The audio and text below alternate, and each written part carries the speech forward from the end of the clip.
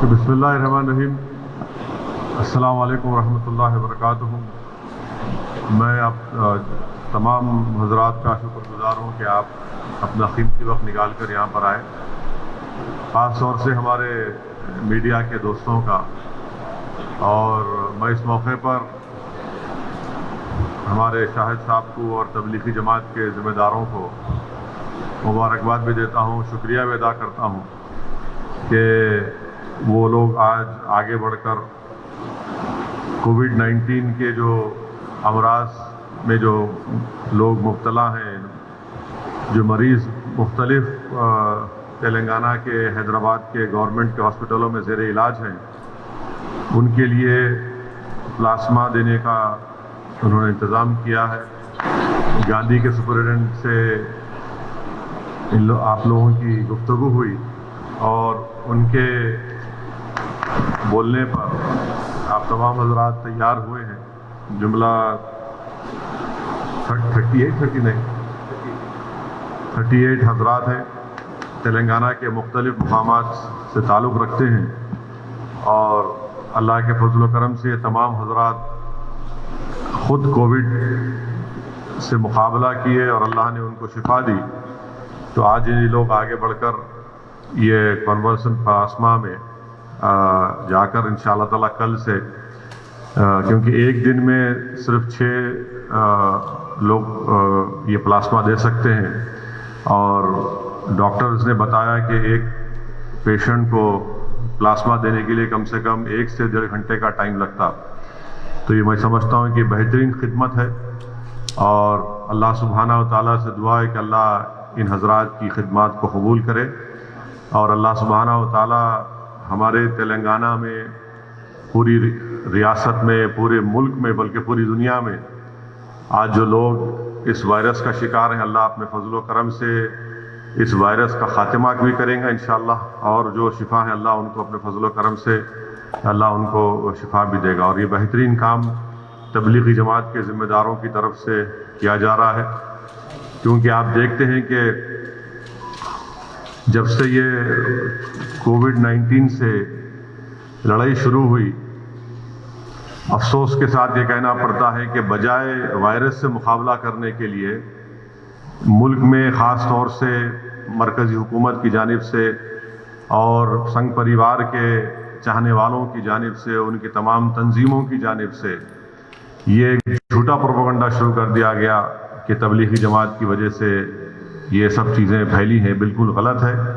میں شروع سے کہہ رہا ہوں کہ 30 جنوری کو ہمارے ملک میں پہلا پیشنٹ آیا کووڈ وائرس کا، 3 لوگ تھے کیرلا کے، ان کا کیا مذہب تھا، پھر اٹلی سے آئے ہوئے ٹورسٹ تھے، اور اس کے بعد باضابطہ آپ دیکھتے ہیں کہ بدبختی کی، افسوس کی بات ہے کہ ہمارے ملک میں یہ وائرس پھیلتا جا رہا ہے، اور آج قریب 1,85,000 کے اوپر سے زیادہ کیسز ہو چکے ہیں، 3,000 سے زائد بھارت کے رہنے والوں کی اموات ہوئی ہیں۔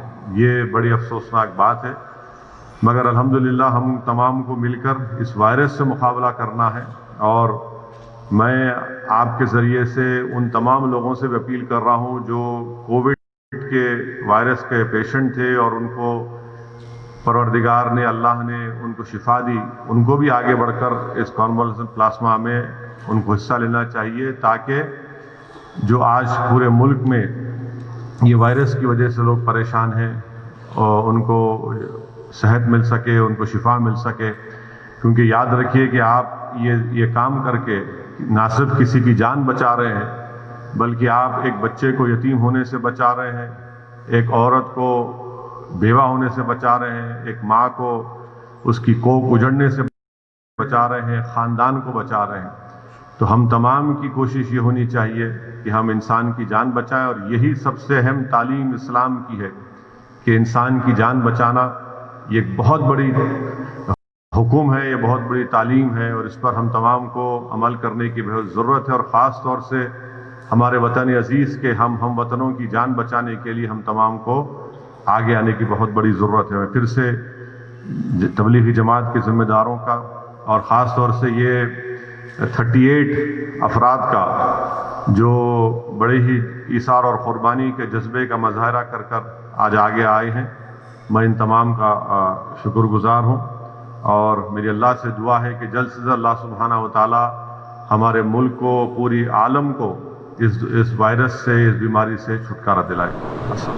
اطہر محی الدین صاحب جو متاثر ہوئے انہیں خون دے سکتے، اتنے ہی متاثر ہوئے الحمدللہ۔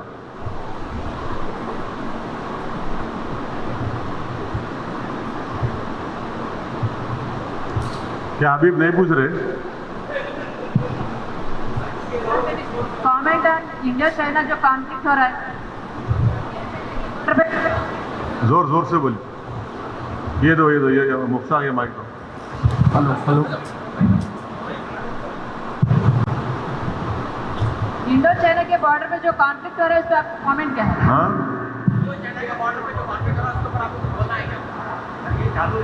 سب سے پہلے تو مائک بولا نا، آپ لوگ دیکھے ہوں گے کہ میں تو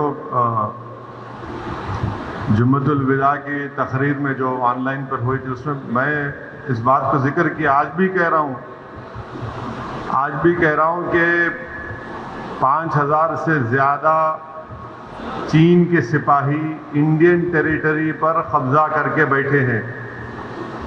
جتنے بڑے بڑے ڈیفنس کے ایکسپرٹس ہیں، ریٹائرڈ لیفٹیننٹ کرنلز، جنرلز ہیں، وہ لوگ بتا رہے ہیں کہ چائنا نے پہلی مرتبہ اس طرح سے ایگریسو طریقے سے پانگ سانگ سو میں اور اس علاقے میں اپنی فوج کے ساتھ نہ صرف قبضہ کیا بلکہ وہاں پر بنکرز بنا رہے ہیں، وہاں پر اپنی آرٹلری کو لا کر رکھ دیے ہیں۔ اور تیسرا یہ ہے کہ دنیا نے وہ ویڈیوز بھی دیکھے کہ کیسے وہاں پر بھارت کے سپاہیوں کی بہادر فوج سے چین کی فوج نے ان سے کس طرح کا نازیبا سلوک کیا۔ چوتھی بات یہ ہے کہ گورنمنٹ آف انڈیا کی طرف سے ڈیفنس منسٹر کا ایک سٹیٹمنٹ آیا میڈیا کو کہ وہ چین سے بات چیت کر رہے ہیں۔ ہم یہ پوچھنا چاہ رہے کیا بات چیت کر رہے آپ؟ بات چیت اگر کر رہے تو کیا بات چیت کر رہے؟ کیا آپ اس بات کو ماننے کو تیار ہے یا نہیں ہے کہ چین بھارت کی زمین پر قبضہ کر چکا ہے؟ اور بات چیت کیا کر رہے آپ؟ بات چیت تو یہی کرنا چاہیے نا، بولتے کیوں نہیں پھر آپ؟ اور پھر یو ایس کے پریزیڈنٹ بولتے کہ پرائم منسٹر کا موڈ کے بارے میں بات کریں، مگر پرائم منسٹر دیش کو، کنٹری کو نہیں بتاتے کہ چائنا سے کیا بات چیت ہو رہی ہے۔ کنٹری کو کانفیڈنس میں لینے کی ضرورت ہے۔ اب یونائٹڈ اسٹیٹس کے فارن ریلیشن کمیٹی کے چیئرمین کا بھی سٹیٹمنٹ آیا کہ چین ایگریسو بیہیویئر کرا، تو کیا ہے یہ؟ ہمارا ماننا یہ ہے کہ گورنمنٹ آف انڈیا کو پبلکلی بتانا چاہیے کہ کیا چین نے بھارت کی زمین پر قبضہ کیا نہیں کیا۔ سیٹلائٹ فوٹوز ہیں، بتایا جا رہا ہے، ویڈیوز آ رہے ہیں کہ بھارت کی فوج بھی وہاں پر اس مقام پر جا رہی ہے، اور یہ سب چیزیں ہیں۔ اتنی خاموشی جو ہے یہ غلط ہے، اور بی جے پی کو یہ خاموشی توڑنے کی ضرورت ہے۔ اور جس طریقے سے ہم لوگ ایگریسو طریقے سے اپنی بات کو رکھتے جب کسی اور نیبر کی بات آتی ہے، مگر جب چائنا کی بات آتی ہے ہم ذرا بی جے پی والے خاموش بیٹھے ہوئے ہیں۔ کیوں خاموش بیٹھے ہوئے ہم کو سمجھ میں نہیں آ رہا۔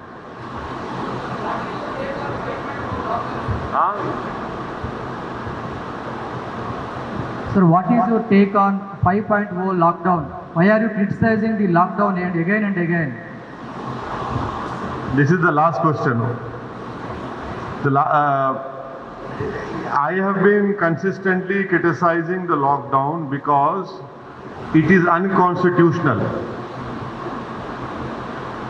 If you read the Constitution, states under the state list, the states are responsible for public order, health and law and order. The government of India and the Modi government cannot violate the Constitution 7th schedule. They cannot use NDMA Act to dictate the state governments how they should run their law and order, what should be closed, what should not be closed. It is very unfortunate, and I don't know, I cannot answer your question, that why did the chief ministers accept this diktat, or this unconstitutional diktat of Modi government? Am I against lockdown? No. It had to be implemented, but it is for the states to decide when lockdown should be implemented, when lockdown should be lifted, what should be closed, what should not be closed. An officer sitting in South Block or North Block will not know what is happening in Hyderabad, what is good for Telangana, what is bad for Telangana. And that is why you see that the Prime Minister took only 4 hours to impose lockdown, and now to lift the lockdown they have given 8 days time. Lockdown के लिए 4 घंटे दिए गए, अब lockdown उठाने के लिए 8 दिन का टाइम मिल रहा है आपको. तो इससे मालूम हो रहा है कि कितना अनप्लान्ड और हेस्टी डिसीजन लिया गया, जिसकी वजह से आज हमारी इकोनॉमी बर्बाद हो चुकी है. अगर 24-25 मार्च के बाद ही पूरे माइग्रेंट लेबरर्स को मोदी हुकूमत इनको वापस भिजा देती, कॉन्स्टिट्यूशन में माइग्रेंट लेबर्स की जिम्मेदारी भी गवर्नमेंट ऑफ इंडिया पर है. कॉन्स्टिट्यूशन में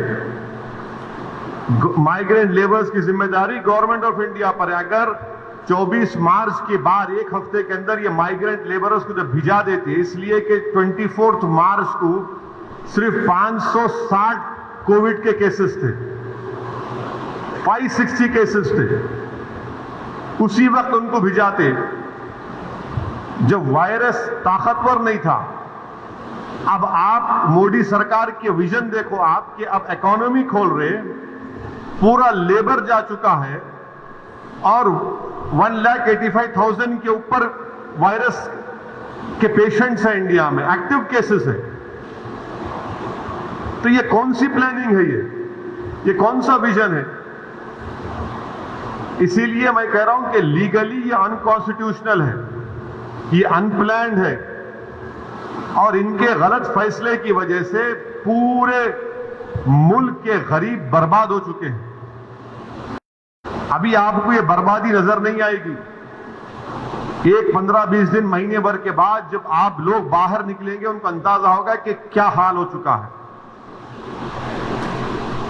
तेलंगाना स्टेट गवर्नमेंट खुद कह रही है, चीफ मिनिस्टर का स्टेटमेंट है कि FRBM एक्ट को 3 से 5% जब करे तो उसके कंडीशंस लगाए वो गलत है.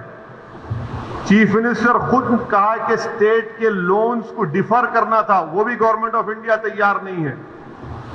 वेज एंड मींस एडवांस को 100% करना, वो भी तैयार नहीं है. तो मोदी गवर्नमेंट स्टेट गवर्नमेंट्स की क्या मदद कर रही? कुछ मदद नहीं हुई अब तक. इसीलिए स्टेट गवर्नमेंट्स के पास रेवेन्यू नहीं आ रहा. चीफ मिनिस्टर और तेलंगाना गवर्नमेंट का स्टेटमेंट आप लोग देखे होंगे, आप मीडिया कॉन्फ्रेंस कवर के सीएम की, जिसमें तेलंगाना सीएम ने कहा कि तेलंगाना को 11,000 करोड़ का रेवेन्यू आता था महाना, अब वो जाकर 1200-1100 करोड़ हो गया. 3,000 करोड़ को खाली तनख्वाहें देने को जाती हर महीना स्टेट गवर्नमेंट. तो मोदी गवर्नमेंट क्या सपोर्ट कर रही स्टेट गवर्नमेंट्स को? कोई सपोर्ट नहीं है. और ये जो 20 लाख करोड़ का ये जो बजट इकोनॉमिक पैकेज अनाउंस किया गया, उसको मोदी गवर्नमेंट ने कहा कि 10% ऑफ जीडीपी है. वो 10% नहीं है, वो 1.6% ऑफ जीडीपी है.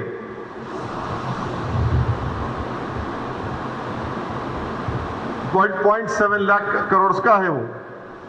ये चीजें हैं.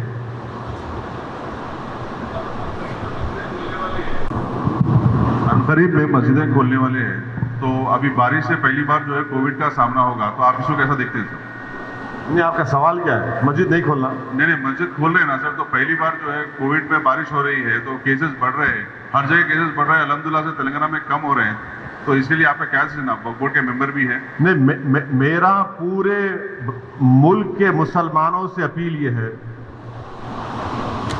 कि इंशाल्लाह मस्जिदें खुलेंगी 8 तारीख के बाद, तो खोलना पड़ेगा। खाली कंटेनमेंट जोन्स में जो है वहाँ तो मुश्किल होगा, जो कंटेनमेंट। मेरे पूरे मुसलमानों से अपील ये है कि हम तमाम को एक पॉलिसी और एक उसूल बनाना चाहिए कि हमारे मस्जिदों में जो 65 साल के ऊपर ज़ईफ़ हैं उनको हम रोके कम से कम 1 जून के पूरे महीने ख़त्म होने तक, क्योंकि उनके जिस्म में इम्यूनिटी कम हो जाती है।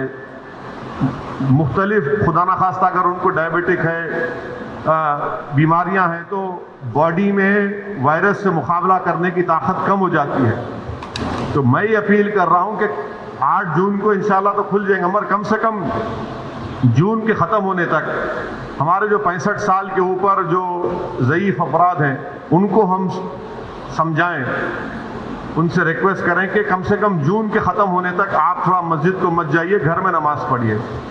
जो नौजवान हैं जो ज़रा मस्जिदों को कम जाते, अब वो जाकर मस्जिद को आबाद रखें। तीसरे ये कि मसाजिद में अगर कारपेट है और उस कारपेट को निकाल सकते आप तो फौरन निकालकर पत्थर के ऊपर नमाज पढ़ना चाहिए, क्योंकि कारपेट में एपिडेमोलॉजिस्ट और जितने हेल्थ एक्सपर्ट से डॉक्टर्स वो बोलते हैं कि कारपेट में बहुत से जरासीम जम जाते और उससे हो सकता है कि खुदा ना खास्ता किसी को वायरस लग सकता। तो चौथी बात काम हमको ये करना चाहिए कि मसाजिद में बैतुल खला और वज़ू का इंतज़ाम ना रखें, क्योंकि वो वज़ू करते, कुली करते और फिर आप आके नमाज पढ़ते, तो लोग घर से ही अपने वज़ू कर आए और नमाज जब पढ़ेंगे तो नहीं मालूम मुफ्तिया इकराम को फैसला करना है कि अगर पूरी दुनिया में जहाँ जहाँ मसाजिद खोले गए, चाहे वो मस्जिद नबवी हो, हरम शरीफ मक्के में हो या टर्की हो या दूसरे मुकामात पर, हमेशा की तरह जो खंदे से खंदा मिलाकर सब बनती थी वैसा नहीं बन रही अब। तो क्या मुफ्तिया इकराम ये फैसला दे सकते पूरे मुल्क में कि भाई जब 8 तारीख से मसाजिद खोले जाएंगे तो सोशल डिस्टेंसिंग को बरकरार रखते हुए हम सब बंदी करें नमाज की? ये हमारे मुफ्तियों को सोचना पड़ेगा कि कितना ये कर सकते क्या, क्योंकि मुख्तलिफ ममालिक में हो रहा है। तो मैं तो गुजारिश करूंगा हमारे उलमाओं से कि वो भी इसका फैसला कर ले, मगर दूसरे जो 4 चीज़ें मैं कहा हूँ उस पर यकीनन गौर करिए आप। मैं किसी से नहीं कह रहा हूँ कि मस्जिद को मत जाइए, मैं ये कह रहा हूँ कि आप सही कह रहे हैं कि वायरस अभी बढ़ रहा है, वायरस ख़त्म नहीं हुआ है, वायरस बढ़ रहा है अभी। और ख़ास तौर से जो हमारे 65 साल के ऊपर के जो लोग हैं और जो लोग मुख्तलिफ अमराज के शिकार हैं, जिसको किडनी की बीमारी है, हार्ट की है, लंग्स की है, डायबिटिक हैं, उनको तो और एहतियात करने की ज़रूरत है, बहुत एहतियात करने की ज़रूरत है उनको, क्योंकि उनकी जान को बचाने का है। यकीनन हमको एक रूहानी और क़ल्बी सुकून मिलता है जब हम अल्लाह के घर में जाकर सर्वसजूद होते हैं, मगर इस्लाम की हम तालीमात भी है कि जान बचाइए। और अगर खुदा ना खास्ता किसी को ये वायरस होता है तो फिर उनके घर वालों को उनसे जो मुलाकात किए, फिर एक नया सिलसिला शुरू होता है ट्रेसिंग का, प्राइमरी कांटेक्ट कौन थे, सेकेंडरी कांटेक्ट कौन थे। ये मेरे एहसासात हैं और ये उसी वक्त होगा जब हमारे तमाम मुफ्तिया इकराम, चाहे वो किसी भी मकतब फ़िक्र के हों, वो इसका एक इज्तिमाई तौर पर नोट लेकर सबको बताएं। असद साहब, एक गुज़िश्ता हफ्ते एक मुस्लिम मैयत को शमशान घाट में अतरमुद्दीन बोलिए, आपको पूछो बोल के बोलिए। हाँ बोलिए। तो उसको डिमांड किया जा रहा है कि वहाँ से मुंतकिल करो बोल के। अभी एक बात सुनो, अगर आपकी हमारे भाई की लाश होती निकालते थे आप? एक अपने पर रख के सोचो भाई, से सवालात क्यों करते आप लोग?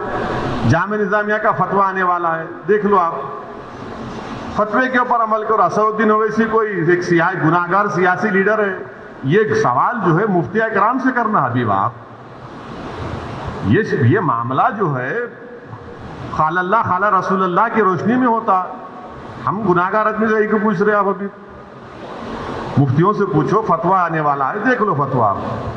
اور کچھ وقف بورڈ جو ہے اس کے اوپر پوری ریاست میں وقف بورڈ جو ہے جو مسلم میتوں کی تکفین کا مسئلہ ہے اس پہ خاموش ہے, کیوں؟ اس کا ریزن ہاں یہ چیئرمین سے پوچھنا. آپ چیئرمین سے نہیں پوچھتے. آپ بھی اس کے ممبر کی حیثیت نہیں, میں ممبر نہیں ہوں.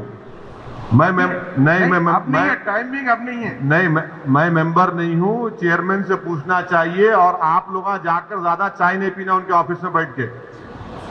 آپ نہیں, آپ کے ساتھیاں جو ہے بہت شوق ہے ان کو چائے پینے کا, بسکٹ کھانے کا. وہ نہیں کم کھائے تو لکھ سکتے. پھر یہ ابھی ٹک ٹاک نہیں ہونے والا ہے. میں جا رہا ہوں صراط مستقیم پہ. اوکے, السلام علیکم. ہاں, اور ایک بات جو میں بھول گیا بولنا ہے. تلنگانہ کی ایک تبلیغی جماعت کو اتر پردیش کی گورنمنٹ اللیگلی طریقے سے مظفر نگر میں پچھلے 2 مہینے سے اللیگلی روک کے رکھے ان کو. مظفر نگر اور میرٹھ میں کتنے لوگ آئے؟ ہاں,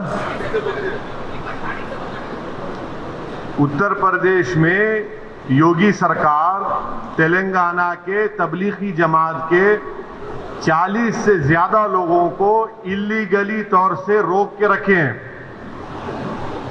مظفر نگر میں اور میرٹھ میں ان کے پورے ٹیسٹ ہو گئے, نیگیٹو آ گیا, ان کو جانے نہیں دے رہے. شرمناک بات ہے. میں مظفر نگر کے کلیکٹر سے 1 نہیں 5 مرتبہ میڈم کو فون کیا, ای میل کیا, کوئی ریپلائی نہیں ہے. کون سے لا کے تحت آپ ان کو روک کے رکھے وہاں پر؟ یہ آرٹیکل 21 کا گریو وائلیشن ہے جو یو پی سرکار کر رہی ہے. کل الہ آباد ہائی کورٹ کا ججمنٹ بھی آ گیا کہ تمام لوگوں کو جن کو یو پی کی گورنمنٹ روک کے رکھی ہے, جن کا ٹیسٹ نیگیٹو 1 نہیں 3 مرتبہ نیگیٹو آ گیا, ان کو فوراً جانے دینا چاہیے. اور میں تلنگانہ گورنمنٹ سے بھی اپیل کرتا ہوں کہ ہمارے یہ 40 لوگ جو تلنگانہ کے ہیں ان کو فوراً لانے کا انتظام کرنا چاہیے. وہ اپنے طور پر یو پی سے اپنا انتظام کر لیں گے. پورے رپورٹس ان کے پاس ہے. غیر ضروری طور پر 1.5-2 مہینے سے اللیگلی روک کے رکھے ان کو. ان کے لا کے نوٹس لگا دیا تم نکلے تو تمہارے کو نہیں نکلنے دیں گے. یہ کیا ہے بتائیے آپ؟ یہ ظلم ہے. یہ تو ہم امید کرتے کہ الہ آباد ہائی کورٹ کے ججمنٹ کے بعد یہ میرٹھ اور مظفر نگر کے اور جہاں ہیں جو لوگ کوئی اللیگلی روک کر رکھے پورے انڈیا سے, وہ پورے کے پورے نکل کر انشاءاللہ تعالی اپنے اسٹیٹس اور اپنے شہر اپنے گھر تک پہنچیں گے انشاءاللہ.